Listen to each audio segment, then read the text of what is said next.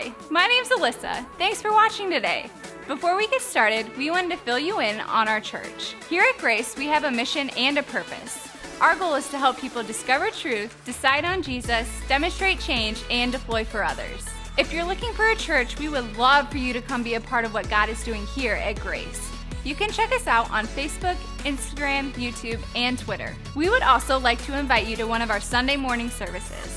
Check out ohiograce.com for a list of campuses and service times in your area. We have a great time gathering for music, hanging out, and learning about who God is and how that affects our lives. Thanks for watching, and we hope to see you here next week at Grace.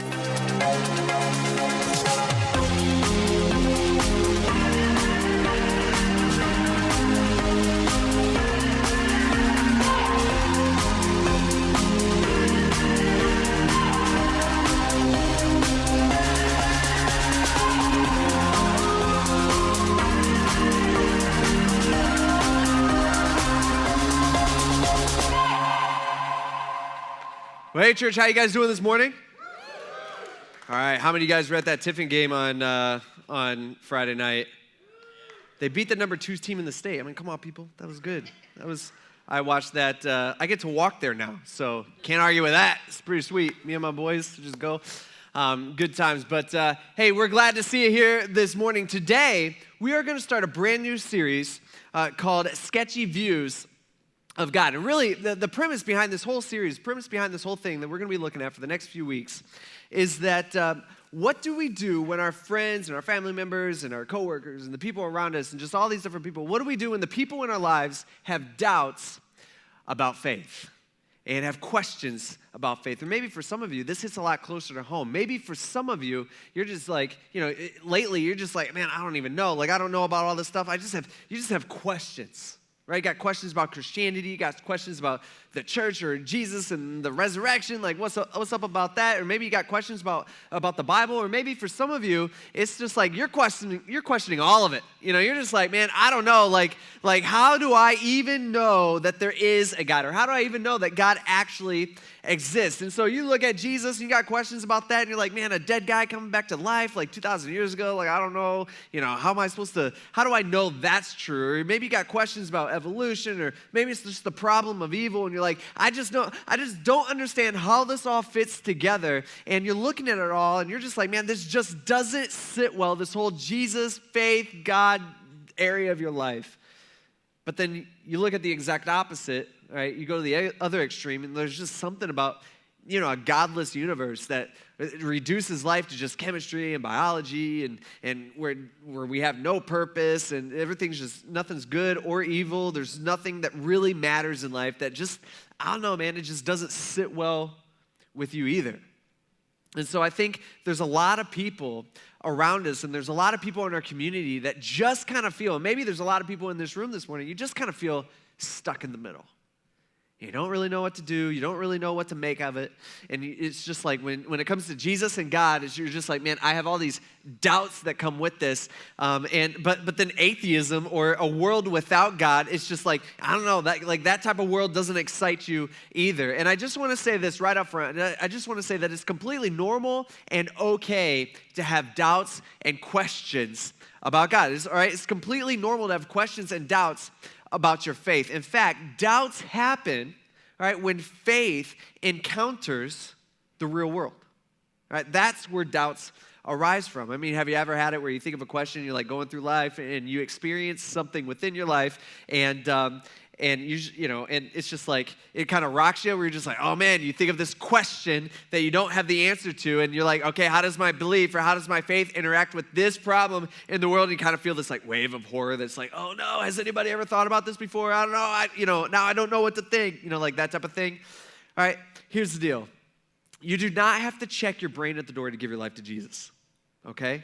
And I don't want us to think that we do. It's a good thing to have real questions about your faith, because real questions push you to search for real answers. And doubts can end up drawing us deeper in our relationship with God. And in fact, we know that God encourages us to find answers. Finding answers is good. We see this in 1 Peter. Peter tells us that we need to be ready at any time, all right? Any time means anytime, okay? Morning, in the middle of the night, during the day, whatever. It doesn't matter. Anytime.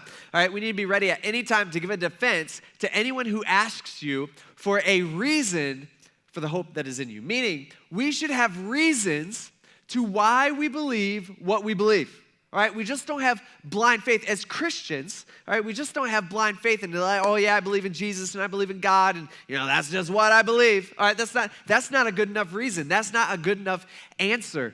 All right, to why we have faith. All right, we are to be prepared, Peter's saying, for people to ask you questions about why you believe what you believe. And one of the best ways to prepare is simply by asking questions yourself. All right, that's how we know. All right, we need to know why you believe what you believe, not just because mom and dad believed it, not because that's just how you were raised, not because your grandma took you to church one time and this is what you always believed, not because it brings you back to childhood and makes you feel warm and cozy inside, okay? That's not why we have faith. And I just want to point out, and I want you to listen to me here today, listen, it is dangerous to have unquestioned and untested faith. You get that? It is dangerous to have unquestioned and untested faith. In fact, unquestioned and untested faith far too often eventually leads to people walking away from the faith, but actually shows us that they truly, technically, didn't have real faith at all to begin with. But because that happens, because unquestioned and untested faith is accompanied by our preconceived and self-made expectations of who we think God would be and who we think God should be, okay? Walk with me here. What ends up happening is that many people leave Christianity or many people leave their faith for reasons that really have nothing to do with real faith. All right? Meaning we create this like God in our minds. We make up this God in our minds that we think, okay, this is how God should be and this is how God would be.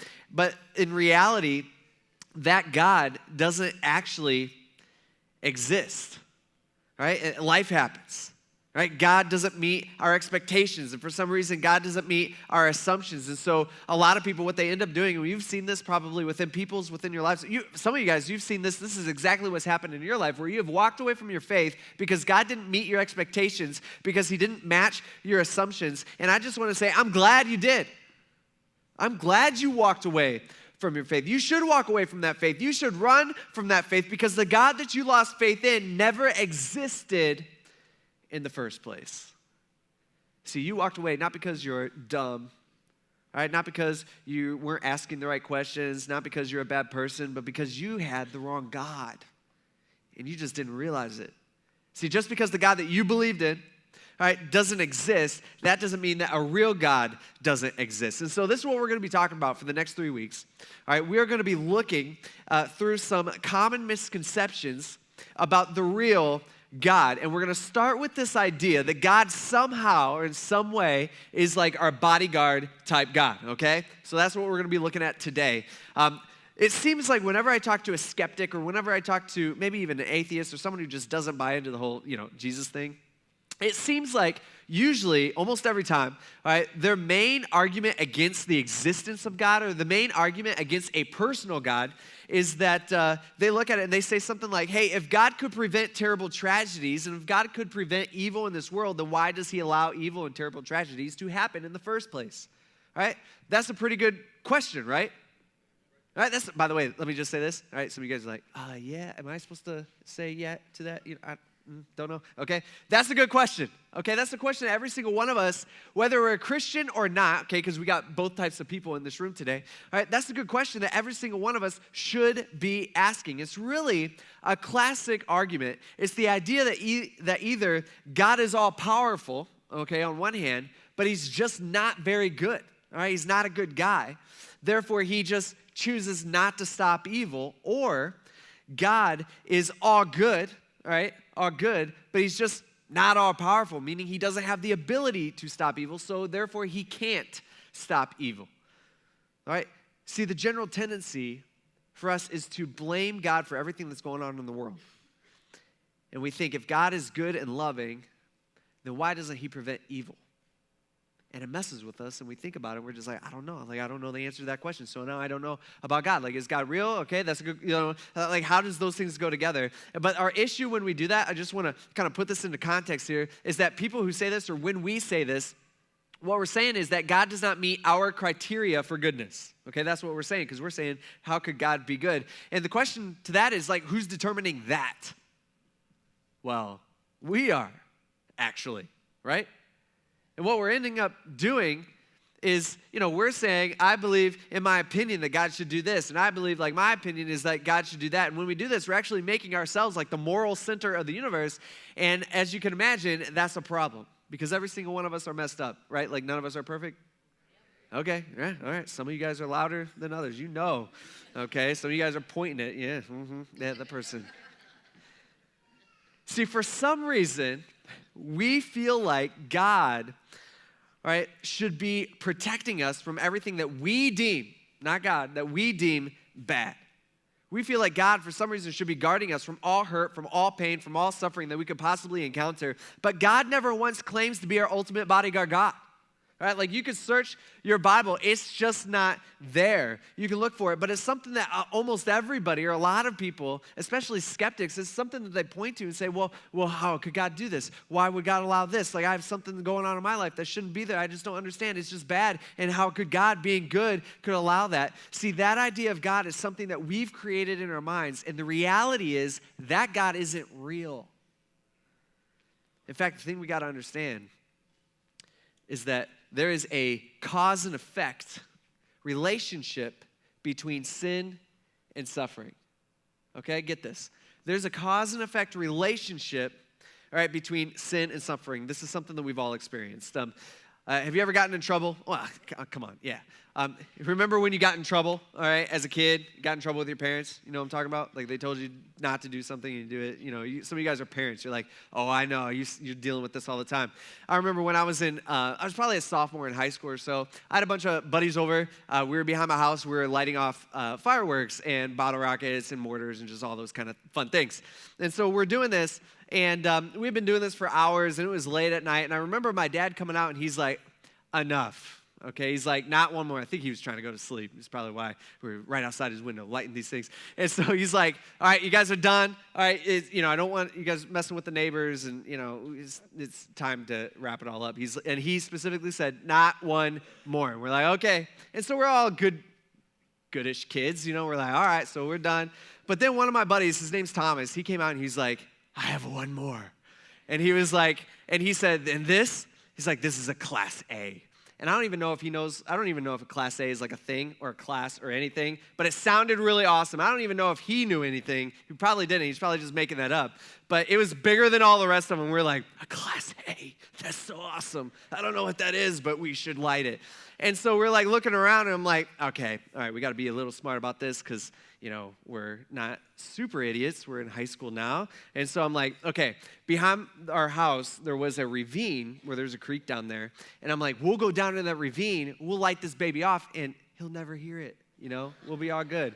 And so that's what we do. We went down, and we light this like big old mortar. And this thing, we're in a ravine, so I'm thinking that'll block the sound and stuff. This thing was like 10 times louder than any of the other ones that we have lit up to that point. And I remember it like echoed and the ground like shook and there's like smoke everywhere. And at that point, like right after it was done, we're all just kind of looking at each other. And my friends were like, yeah, we're going home. See ya later. And they all left me to go into my house, and guess who was waiting for me? My dad. And he was not happy. And I got punished for that, even though I wasn't the one who technically lit it. It's Thomas. Dang Thomas. Like Satan, tempting me with that. Anyway, don't tell. He's not here. We're good. Everything's online now, so I got to watch what I say. Thomas might be watching this sometime.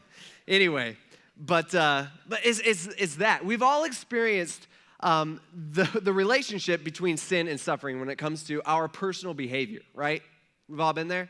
All right, when we do something wrong, a lot of times there's natural consequences or natural punishments that come with what we do wrong. But there's something even beyond this. Actually, this goes beyond our personal behavior. There's a universal relationship between sin and suffering, and this is the part that we have a problem with. And Paul actually explains this in Romans chapter 5. Paul says, just as sin entered the world through one man. See, here's what Paul's saying. Paul's taking us all the way back to the beginning when God created the world, when God created Adam and Eve and us.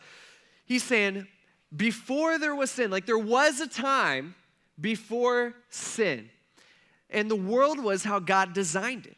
I mean, the world was perfect. In fact, God, after he had created Adam, and after he had created Eve, and after he had created this sweet place for them to live, and the entire earth and all the stars and everything, after God had created everything, he looks down at this, and again, Adam and Eve are a part of this, and he doesn't say, this stuff's good. He looks around and he says, this is very good. See, before sin entered, dude, this place was awesome. It was a perfect place that God describes as very good. I mean, think about how we were originally created. Like, we were innocent, we were ageless, we were immortal. We had the ultimate setup. It was awesome in the Garden of Eden. And like Adam's like legit job description was, here's God. He's like, hey, this is what I want you to do, Adam. All right, here's your job. I want you to go check out everything that I made, okay? And I want you to enjoy it. And then maybe you could come talk to me about it, and we'll, in the evenings, we'll take a walk and we'll talk about all the things that you discovered today. How's that sound? Like, doesn't that sound pretty sweet? All right, that's how life was supposed to be. That's how God created us. No pain, no suffering, no one stubs their toe, just all even the little things. Like, none of that existed, and they had one rule. One rule. Doesn't that kind of make you mad at Adam? Although we would do the exact same thing. You're just like, dude, one rule? You kidding me? They couldn't do one rule? Don't eat from that. Like, that's it? That's all they had? See, some of us, we think, like, we look around and we're like, okay, we think God, and we view the Bible as like God's trying to restrict us. Like, oh, man, we can't do that. You can't do that. Definitely can't do that. That's a no-no. Like, all this stuff, we're like, God just doesn't want me to have any fun. Like that type of thing. That's not how it's supposed to be. No, God gave them one rule, not like 10,000 rules that they had to memorize. No, he gave them one rule. They were given almost complete freedom by God to live and to worship the way that they wanted to, the way that they, however they wanted to during their life. And it was Satan who convinced Adam and Eve to rebel against God. And when that happened, sin entered the world through Adam. And that caused issues. And along with sin came, unfortunately, death and suffering through sin. And in this way, death spread to all people, all right? Not some of the people, not the bad people only, all right? Death and suffering spread through all people because all have sinned. Every single one of us in here, we're all under the same boat, all right? We all are sinners. We are messed up, jacked up, horrible, terrible people. Welcome to grace, okay? This is just the reality of it. See, what Paul's arguing here is he's saying, hey, sin entered the world. And because of that, universal suffering also entered the world as well. And every single one of us in this room, every single person on the planet, we're all affected by this, and there's nothing that we can do about it. All right, which is a bummer, right? Like, we can't pray it away, we can't faith it away, we can't obey it away. Like, that'd be super nice if we could do that, but that's just not how it works. See, the ultimate issue for us is not pain and suffering that we have to experience in this world. Actually, the real issue for us is sin. That's what brought on the pain and suffering. And the Bible is super clear that the world is under a curse of death that we brought on by our sin. We screwed it up, not God. This isn't God's doing. We're the ones. He gave us a choice. He gave us one rule. Right? It's the simplest thing that we could possibly have, and we were the ones that messed it up. And so because of that, we are responsible. And every day when we sin, every single one of us, we just confirm that. Actually, one time, people have been asking about this, the relationship between sin and suffering and how that all, comes together. People have been wondering about this for a long time. In fact, the disciples, one time they asked Jesus, they see a blind guy, they're like, hey, what's his problem? What did he do wrong? Right? And Jesus is just like, it's not how any of this works. Okay? It's not because he did something wrong. Right? There's just universal suffering. Like, we are not perfect. Nobody's body's perfect. Another time in Luke chapter 13, we see that some people come up and they kind of confront Jesus about this idea, this relationship between sin and suffering. And they ask him, they're just like, hey, Jesus, they kind of talk about two different situations. One situation is where the governor, who happened to be Pilate, how he had put to death a bunch of Jewish people. And they're like, what's up with that? Okay, why did they deserve that? Did they do something really wrong? And then the other situation was they were talking about this tower that used to stand in Jerusalem and probably recently had collapsed and it had killed 18 people. And so they're asking Jesus about this, very similar to situations that we see in a sense here today. They're like, okay, so what about them? All right, what about, were those people more sinful than everybody else so the tower collapsed and killed them? Like, is that what's going on? Like, God got them? Because if they were good people, like, why would God not save them? Like, what's going on here? And they're just like, why does this stuff happen? And Jesus' response is, he's just like, man, are you kidding me? All right, you guys don't understand this? He says, you will all die. You will all die. That's a bummer, right? We all will experience this unless Jesus comes back, all right, before. He's saying, hey, Jesus is like, you all will die. Everybody's guilty. We all need saved. Every single one of us, we have to deal with the ramifications of universal suffering for all of us. And so this whole idea of like sickness and natural disasters and accidents, it's actually because those things actually happen because of us living in a fallen and sinful, messed up world that we messed up. See, we see pain and suffering. I mean, think about it. It even affected Jesus' life. There's one time Jesus, and this story should be familiar with you since we just studied the book of John for like 8 months, maybe it's less than that, but for a long time, all right, half this year.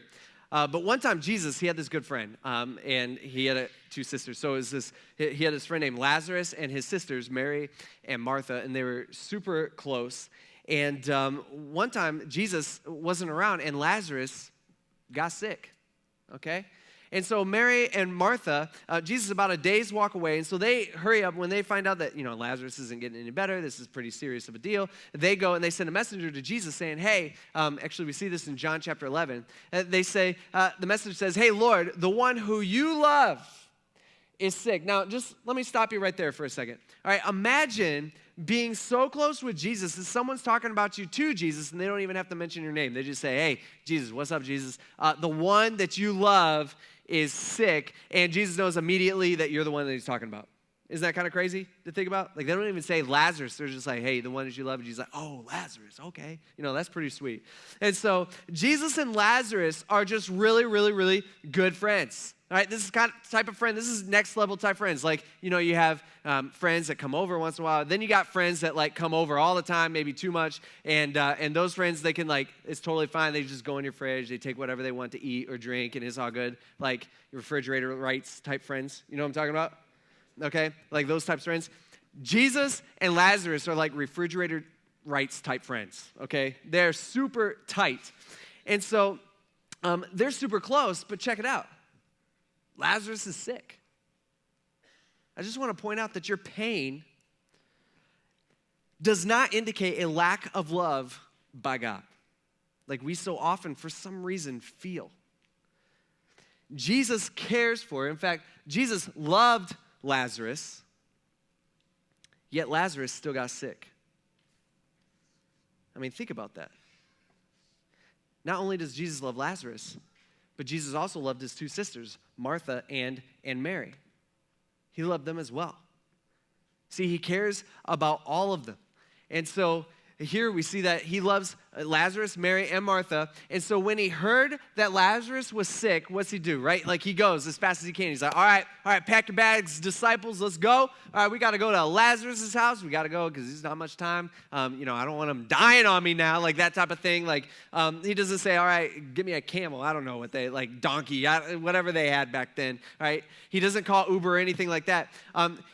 What he does is he stayed 2 more days in that place where he was. And you read this and you're just like, wait, what?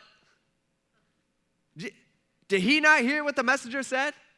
All right, so this is so important that they send a messenger saying, hey, you better get here quick, Jesus, because Lazarus is sick. And he stays 2 more days? See, this doesn't sit well within our culture.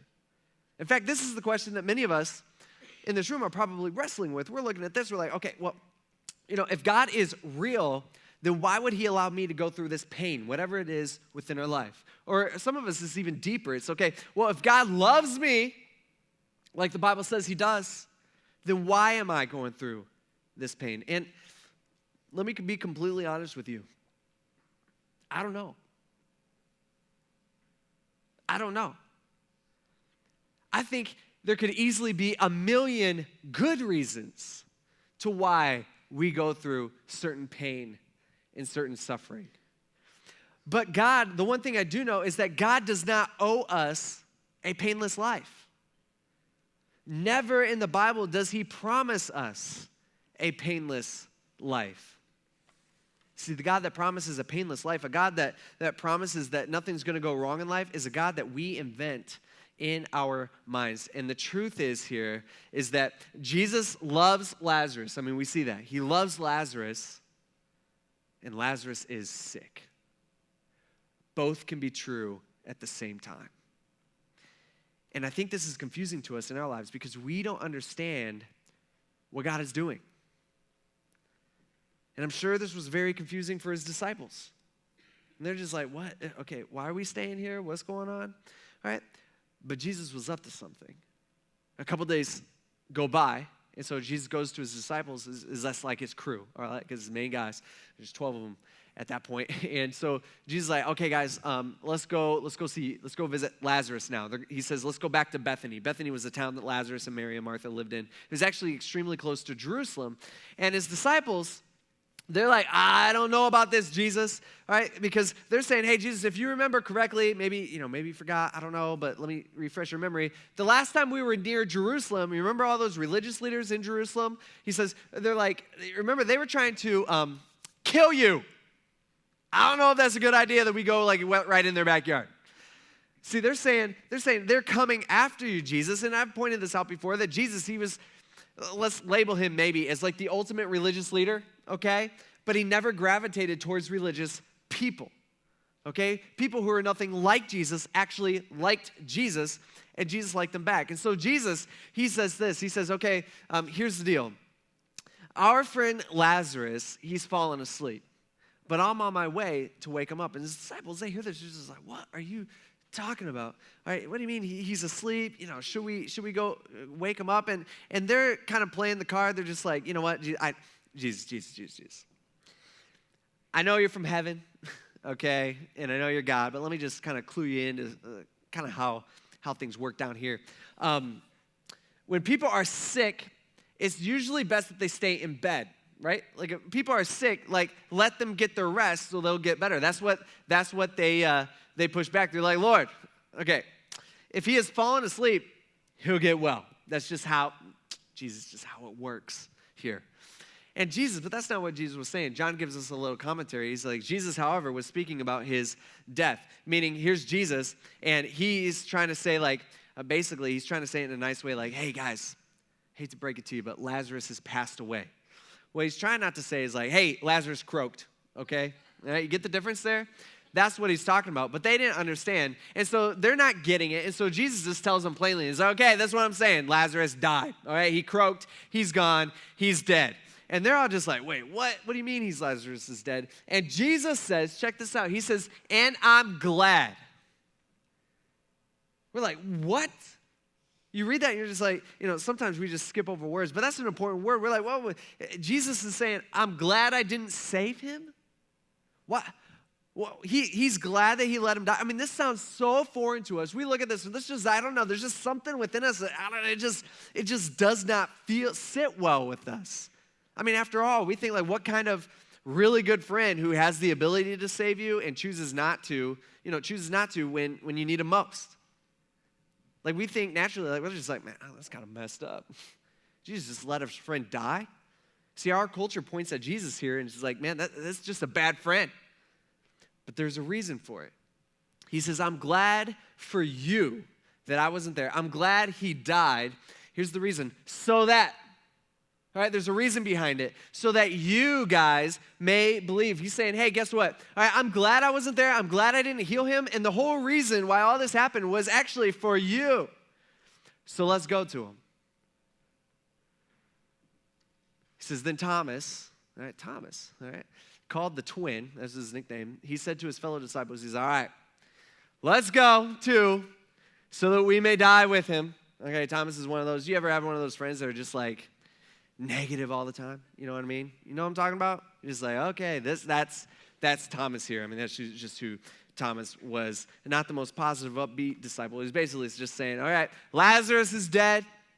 Jesus is going to die because we're going to go to the place where all these important, powerful people want to kill him, and we're all going to die. So let's just all go and die. Okay, that's like what Thomas is saying here. And so they go, and they begin walking, even though they walk the opposite way in Thomas's mind. They're like, we should be going the other way, but we're going towards danger. When they get close to the town of Bethany, obviously, the sisters come running up, and they hear that Jesus is coming, so they go running up to Jesus, and of course, they're crying.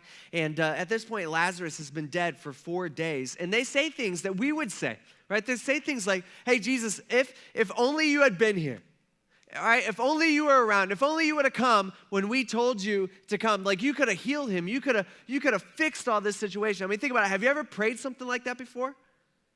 We're just like, man, okay, I got this thing going on in my life, and I asked you, God, like I told you about this, like if you're there and you listen to what I say, like I told you about this, like God, you could have fixed this. God, you could have stopped this in my life, but you didn't. You're late. And I don't understand why. That's how his sisters feel. And Jesus sees this. When he sees her crying and the Jews who had come up with her crying, he says he was deeply moved in his spirit and troubled. Now, this word for deeply moved in the original Greek, it's kind of a complicated word. It literally means grieved to the point of anger. Okay? Think about this. Here's Jesus. He sees their sadness. Right? He sees everything that's going on within their lives and how it's not even just about Lazarus anymore. It's about Mary, it's about Martha, and all these people who are just grieving and they're crying because they're experiencing suffering and they're experiencing pain. And he is moved by grief to the point of anger. It's like this idea that Jesus, he looks around and it bothers him because he's got emotions too. And he's just like, this is not how it's supposed to be. Jesus is just like, this is not how I created it. This is not how it's supposed to be at the beginning. This is all messed up. This is not what I want for my people. And so Jesus cried. So Jesus sees their sadness, and he's flooded with emotion, and he cries. Even though he knew the outcome. Right? And spoiler alert, and you guys should know this because we just studied this, but even though Jesus knew that he was about to bring Lazarus back to life, right? He still cries. And people are kind of, like the crowd that's there, they're kind of torn between this because some people in the crowd, they're just like, okay, well, man, Jesus, look at him crying. Like, he really loved Lazarus. I knew it. And then others in the crowd are asking the question that we all would have been sitting there asking, like, okay, well, why didn't he fix it? All right, why didn't he heal Lazarus? Why didn't he come? Why did he stay in the place, where he was? Why didn't he come sooner? And so in verse 38 it says, then Jesus, deeply moved again, okay, it says same word. Here he is, he's grieving to the point of anger. This is not how he created creation. This was not how it was supposed to be. He says he came to the tomb, and it was a cave, which was common back then. That's what they would bury people in. And a stone was lying against it. Again, normal. It says, he calls out, he just says, remove the stone. And then Martha, who's like one of those like rule follower people, okay, everything has to be by the book, people like that, like type A type person. All right, she comes, she's like, whoa, Jesus, you can't be doing that, okay? Lazarus, and she's grieving, of course. She's like, there's already going to be a smell, a stench, because he has been in there, he's been dead for 4 days. She's like, he's been dead for 4 days, this is not good. All right, this isn't honoring to Lazarus. All right, this is not what we should be doing. But Jesus, and he talks to her a little bit, but he kind of ignores her request, and he just shouts with a loud voice. He just says, all right, whatever, Martha. Hey, Lazarus, come on out. And the dead man, and John, by the way, who's writing this, was there. He's like, I saw this with my own eyes. It was crazy. He says, the dead man came out bound hand and foot with linen strips and with his face wrapped in a cloth. He's still all wrapped up. He says, and Jesus said to them, well, unwrap him. Let him go. I picture everybody in the crowd at that moment. They just see like Lazarus come out and, they're just like, probably covering their noses or getting ready. They move the stone and Lazarus, and he says, come on out. And they're probably like, this is so awkward. Like this is the most awkward funeral they've ever been to. They're just like, Jesus, shh, he's not going to come out. And then Lazarus comes out and they're like, what the heck is going on here? Like that type of thing. And here comes Lazarus, and he's just like all wrapped up. He's like, okay, what is that? Where am I? I'm in a cave. He just walks out, and it's hard for him to walk. Jesus like, unwrap the guy. Okay, go help the guy out. He's like struggling here. And many of the Jews who came to Mary and who were there mourning Lazarus at his funeral saw what he did, and they believed in Jesus. I bet they did. Undeniable, right? And these are people who were at Lazarus's funeral just a few days before. Now they're watching him walk out of his grave. They're just like, what is going on here? And they're probably questioning, but they're just, by my eyes, they're questioning what they see. See, the things that we got to understand is that our suffering is a part of a bigger story, okay? Our suffering is ultimately a part of his story. And sometimes I totally get it. Like we can't see it, all right? We don't know, where that story is going. We don't know how our pain fits into it, but God is bigger than us. Thank goodness. Notice, because Jesus allowed Lazarus to die, which, can I just say this? I'm assuming that wasn't Lazarus' first choice, right? Like, I'm assuming dying for Lazarus, he was sick. I don't think that was pleasant. I don't think that was fun, unless he died in his sleep. Maybe that was like totally painless. I don't know. I don't know how that all works. None of us do because none of us have died yet, but we will. But here he is. I don't think that was like fun for him. Like if God gave me the choice and said, okay, Zach, this is what I'm going to do. I'm going to give you the experience of dying. He says, I'm going to let you die this afternoon, and I'm going to bring you back on Monday morning. All right? Can you do that? And I'll be like, can we not? Is there an option B? Here, I would rather not, how about I just live through it all? You know what I mean? If I had that choice, I wouldn't want to die, even though if I knew I was going to get raised back to life. But because Jesus allowed Lazarus to experience this pain and suffering, because Jesus allowed Martha and Mary to experience loss and to experience pain and suffering themselves, you know what happens? Many believed. A whole bunch of people give their lives to Jesus. And in fact, it really got me thinking this week. As I was thinking, I was just like, if I knew this was happening because of pain and suffering in my life, would I be willing to experience hurt, pain, and loss if it means that someone finds Jesus? Does it make you think about that? I was just thinking, would I be willing to experience hurt, pain, and loss if God could take it and use it for good in someone else's story? We're ultimately in his story. See, that's what God promises. This is actually a promise that I lean on so often in my life. It says, Paul tells us back to Romans, he says, we know that all things, okay? All things, that's the good things and the bad things, okay? He says, we know that all things work together for the good of those who love God and who are called according to his purpose. Now, can I just point out one thing? This does not say that we know that all things work together for the good for everybody. Did you notice that? Notice he qualifies this. He narrows this down. He's saying, God promises us, he says, we know that all things work together for the good for those who love God, meaning people who have given their lives to Jesus at some point in our life. God can use anything in our life. No matter how horrible, no matter how bad we think it is, God can use it for good. It's a promise to us. That's good news, right? Okay, killing me. That's good news.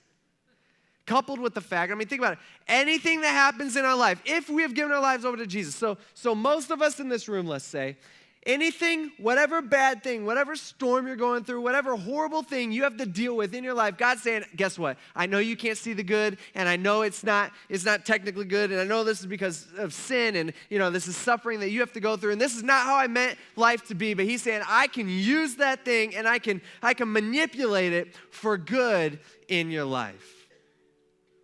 And we take that promise, and we couple it with the fact that God tells us that he has a plan. and that our pain and our suffering fits into his story somehow, and that his story is going to put an end to pain eventually and suffering, because this ain't how it's supposed to be. Something we can rely on, something we can put our faith in. And so here's the deal. One day your world will fall apart. You are going to suffer. You will experience pain. You will experience hurt. You will experience loss. And when you're going through whatever that is, whenever that is, you can grieve. You can even be angry. You can be emotional. You could cry. But at least within this realm, you do not have to question. Not anymore. See, God's not some bodyguard God. He never promises to be. He never claims to be. He's not some bodyguard God that protects us from all suffering in this broken world. And if that's the God that you believed in at some point in your life and you've walked away from your faith and you're just like, man, I just don't, he allowed this to happen and I don't think he's good if he even exists at all, because your world got rocked when pain entered your world and it caused you to walk away from whatever faith you had, I'm glad you did. Good. Because that God's not real. We are not exempt from pain. On one hand,